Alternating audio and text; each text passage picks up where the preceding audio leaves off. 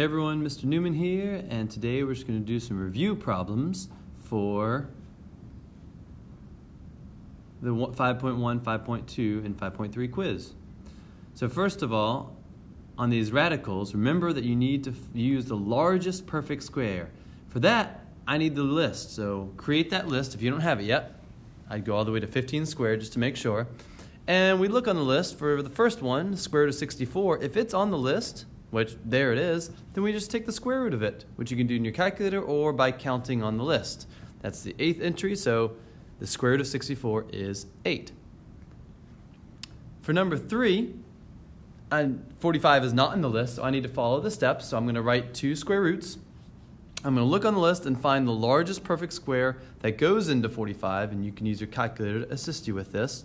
The largest perfect square on this list is 9. That's the biggest number on that list over there that 45 is divided evenly by. And when you divide 45 divided by 9, you get 5. Now the square root of 9 is 3, so you get 3 root 5 as your answer. For number 5, the number out in front, 6, that means 6 times the square root of 32. So I'm going to put the 6 way out in front. And I'm going to write 2 square roots. Let's look for the largest number that goes into 32. 4 goes into 32, but the biggest number on the list is 16. 32 divided by 16 is 2. So I'm going to take the square root of 16 and I get 4. And then I'm going to multiply 6 and 4, and you get 24 root 2. For number 7, again, I'm going to leave the 2 out in front. The largest number on that list that goes into 200 is 100. 200 divided by 100 is 2. That's how I got the 2. And the square root of 100 is 10. So we get 2 times 10 times the square root of 2. 2 times 10 is 20, so we get 20 root 2.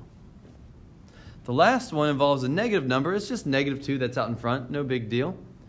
The square root of 75. What goes into 75? On that list, 25 is the largest perfect square.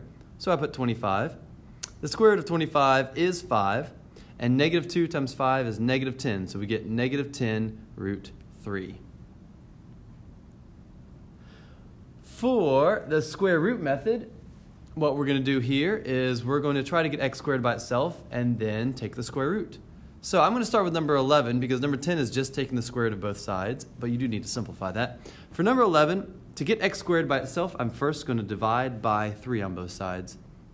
So x squared equals 25. Then we take the square root, and when you take the square root, always, always, always write down plus or minus because there are 2 solutions. Now the square root of 25 is 5, so we get plus or minus 5 are the 2 solutions. And you can check that by plugging that back into the original equation.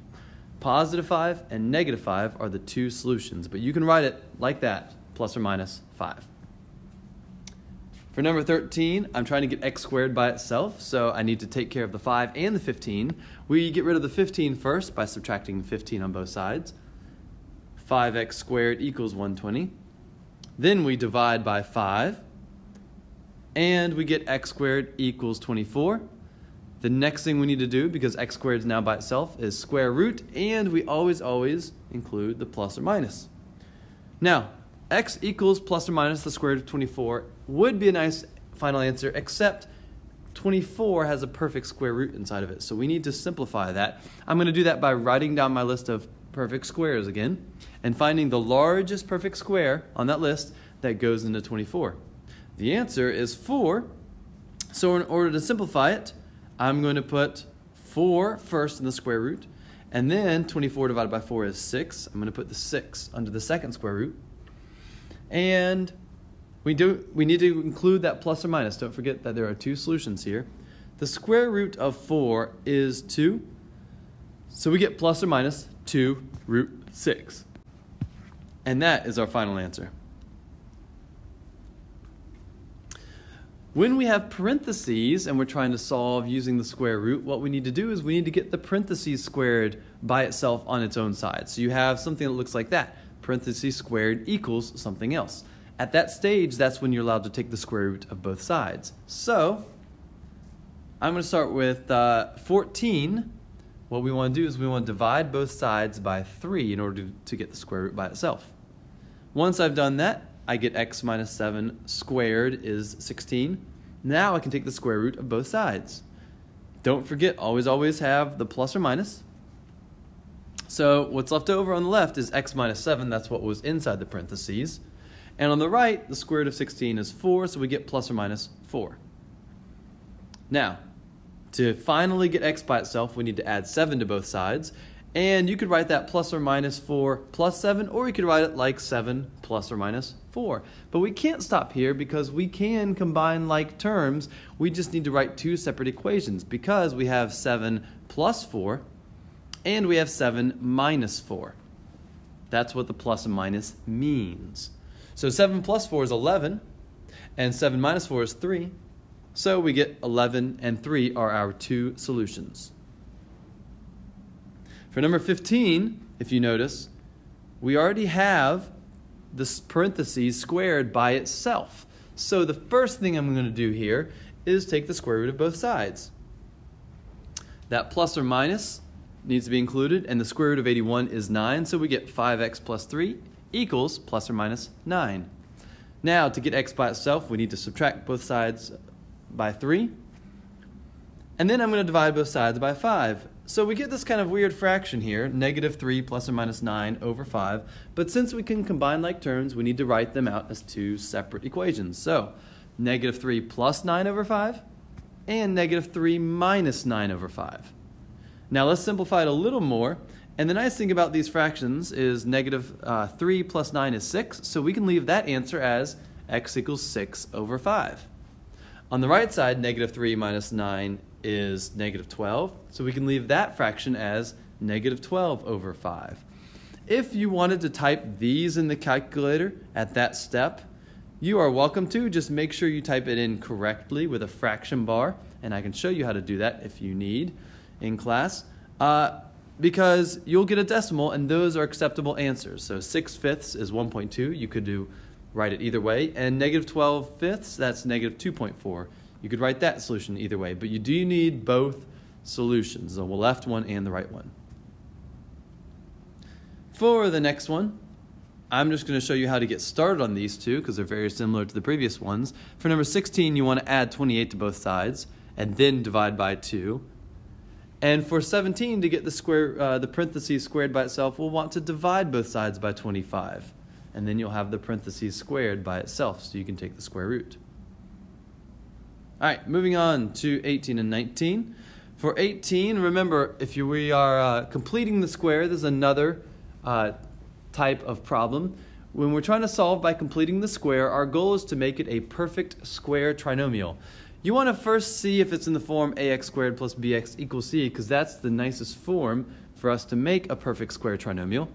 And in order to do that, we need to add the same thing to both sides, but we need to add the right thing to both sides in order for the left side to be a perfect square trinomial.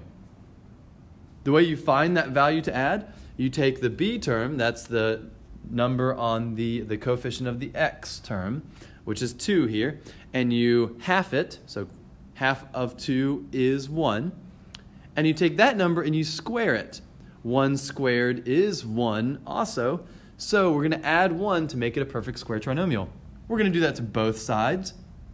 And then we get x plus 1 squared is the factored form of x squared plus 2x plus 1. Remember, I get that from that number that I halved. That's the number that will be inside the parentheses when I factor that perfect square trinomial. On the right, we get 8 plus 1 is 9. And so now, notice I have a parentheses squared, so we can continue just like we did when we were solving by taking the square root. So we take the square root of both sides, plus or minus 3 will be on the right, don't forget the plus or minus, and we subtract 1 from both sides. So here we have 2 solutions. We need to write them both out because we can combine like terms, negative 1 plus 3 and negative 1 minus 3. So our 2 solutions are positive 2 and negative 4. For number 21, remember you need it in the form of ax squared plus bx equals c. So I need to get the constants all onto one side. I'm going to do that here by removing that 22, and I'll subtract 22 from both sides. So we get x squared plus 10x equals -5. Now that the constant is over there on its own, we can add the same thing to both sides. And I'm going to find that by saying half of b. Well, half of 10 is 5. And I'm going to take that number and square it. That is what I'm going to put into the blank. And you get x squared plus 10x plus 25. Whatever I do to one side, I have to do to the other. So I add 25 to both sides. And to write the perfect square trinomial, or rather to factor the perfect square trinomial, I'm going to write x plus 5 squared because that number 5 is right there. That's the number I want to use. If you want to check and make sure that is the perfect square trinomial, you can always multiply x plus 5 times x plus 5 and double check that. On the right side here, -5 plus 25 is 20. So we're now going to take the square root at this stage, put plus or minus on the right, so we get x plus 5 equals plus or minus root 20. Now, to get x by itself, we subtract 5 from both sides, and we get x equals -5 plus or minus the square root of 20. We would be done, except the square root of 20 is not a simplified radical. You always want to check your radicals to see if there are any perfect squares as factors inside of the radical. In this case, we need to simplify that. So, let's write our short little list. We have 1, 2, 4, and 9. 4 is the number that goes into 20. It's the largest perfect square. That's a factor of 20. So we write down 4, and 20 divided by 4 is 5. So we have root 4 and root 5, and the square root of 4 is 2. So my final answer is going to be -5 plus or minus the square root, plus or minus 2 times the square root of 5. All right, for our last problem here. Again, I want all the constants to be on one side, so I'm going to add 7 to both sides. That way we have all the constants on the right. -2 plus 7 is 5. And now I can put plus blank on both sides, and we'll try to make our perfect square trinomial. The perfect square trinomial is going to be half of b, which half of -8 is -4. Notice you do need to include the sign on that coefficient. Then square -4, and we get 16, because a negative times a negative is a positive. And when you add 16 to one side, you have to add it to the other side. So that -4 is what is going to be inside of the factor. So x minus 4 squared is the factorization of the perfect square trinomial.